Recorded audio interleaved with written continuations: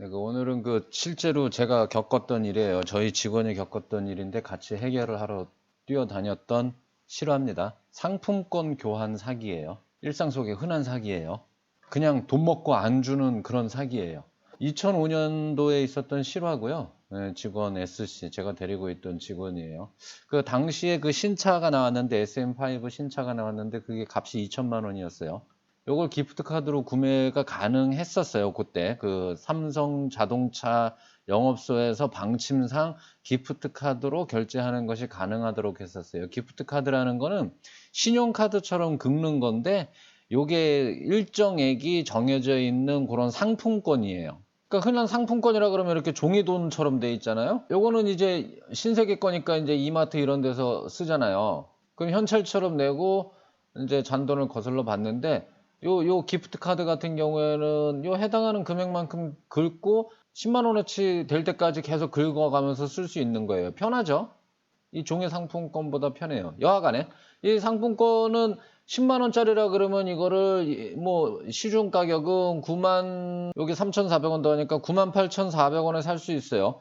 액면가 10만 원짜리라고 해도 한국은행권 10만 원짜리보다는 저렴하게 평가될 수밖에 없죠. 왜냐하면 용처가 제한돼 있으니까. 이마트가 도처에 있고 사람들은 식료품은 늘 사야 되는 거니까 이마트는 늘 가니까 10만 원짜리는 거의 현금처럼 취급을 받고 있어요. 신세계 상품권은.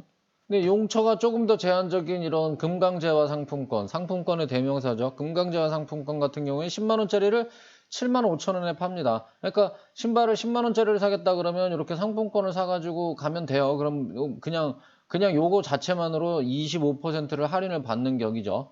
상품권의 세계가 이렇습니다. 그런 식으로 해서 50만 원짜리 기프트 카드가 49만 원에 팔렸어요.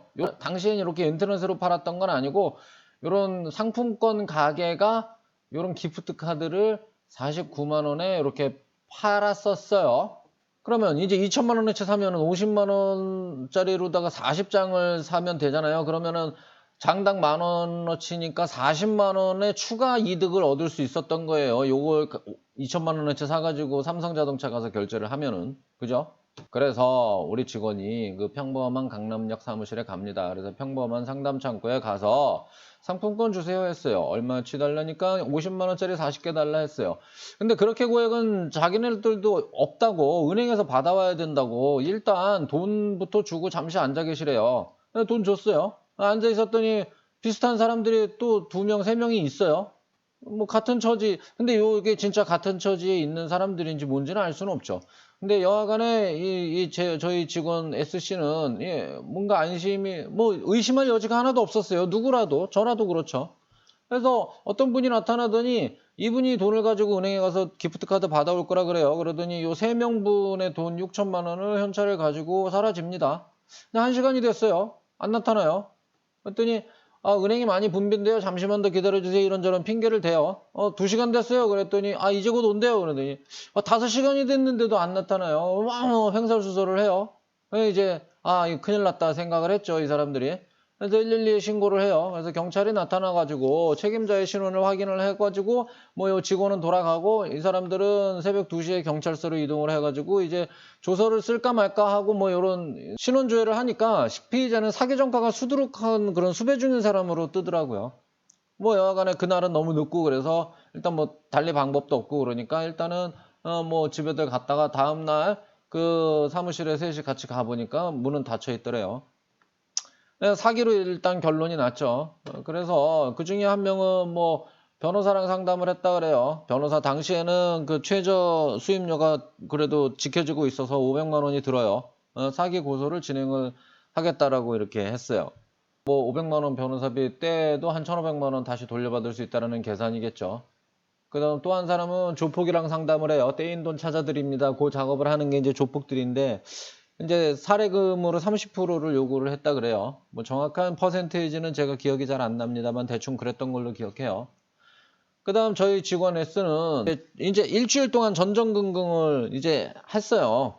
그래서 이제 제가 눈치를 채고 뭔 일이냐 솔직하게 얘기해라 그랬더니 이제 일주일 만에 얘기를 하더라고요. 이런 일이 있어서 사기를 당했다. 그래서 제가 좀 도와줘야겠다. 그래서 내용을 듣고서는 일단은 그 피의자 주소지를 같이 방문을 했어요. 그때 엉뚱한 주소예요. 그런 사람은 살지도 않고 딴 사람들이 살고 있고 무슨 일이냐고 막 난리예요. 그래서 뭐 요 S의 친인척 중에 경찰이 있어서 그 피의자의 현재 위치를 좀 파악하려고 좀 물어보려고 그랬는데 주소라든가 이런 거 물어보려고 했었는데 경찰도 그렇게 함부로 조회를 할 수 없다 그러네요. 뭐 일단 방법이 막혔었어요. 그 와중에 제가 다 필요 없고 사업자 등록증상의 주소지로 가보자.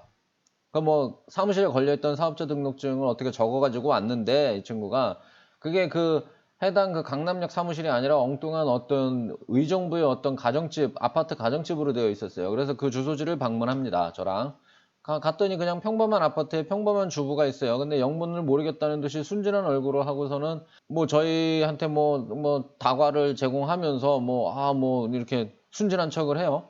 여차저차해서 찾아왔다고 얘기를 했더니 자기는 그 명의만 빌려준 거고 완전히 모르는 일이다. 그럼 그 사람 연락처라도 좀 달라 그랬더니 처음 본 분들 말만 믿고 그럴 수는 제가 없겠네요. 그래요. 그래서 뭐 다짜고짜 그냥 대서소를 찾아서 강남경찰서 앞에 그 경찰 출신이 하는 대서소에 가서 사정을 얘기하고 소장을 작성을 해서 고소를 넣습니다. 이 사람을 고소를 했어요. 이 사람 포함 여러 사람 고소를 했는데 경찰에서 그러더라고요. 그렇게 신원을 정확히 알지도 못하는 사람들은 함부로 고소를 넣으면 안 된다고. 그래서 그냥 이 사람만 넣었어요. 넣고서는 그냥 내 직원한테도 그냥 잊어버려라.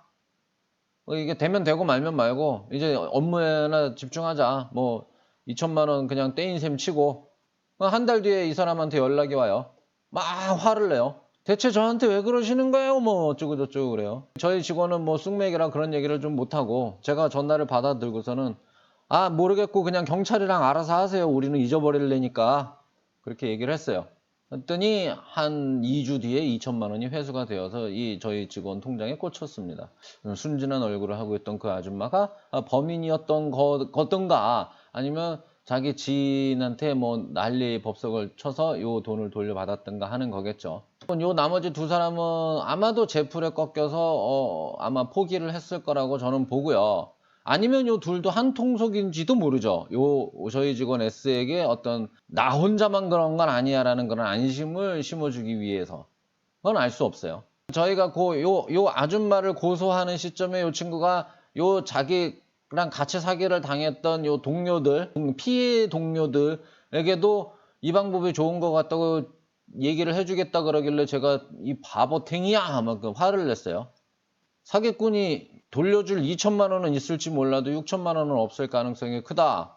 너까지 못 돌려받고 싶느냐. 착한 척은 다 하지만 사람들의 본심은 다 똑같아요. 그것까진 생각을 안 했던 거죠. 아닙니다. 제 돈만이라도 돌려받고 싶습니다. 해요. 여하간 저희 직원은 돌려받았어요.